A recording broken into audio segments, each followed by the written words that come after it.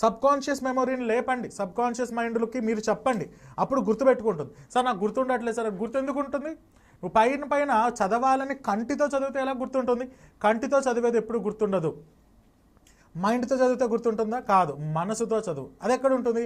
అది మైండ్ వెనక భాగంలో ఉంటుంది, దాన్ని సబ్ కాన్షియస్ మైండ్ అని అంటారు.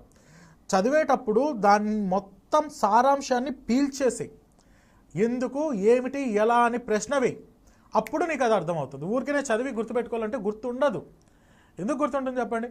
మహానుభావుడు డాక్టర్ బిఆర్ అంబేద్కర్ గారు కాన్స్టిట్యూషన్ డ్రాఫ్టింగ్ కమిటీ చైర్మన్గా ఉన్నటువంటి అంత గొప్ప వ్యక్తులే ఒక రాజ్యాంగాన్ని రాయడానికి 2 సంవత్సరాల 11 నెలల 18 రోజులు, 3 సంవత్సరాలు దాదాపుగా తీసుకుంటే నువ్వు ఒక నెల లోపల రాజ్యాంగాన్ని చదివేయగలుగుతావా?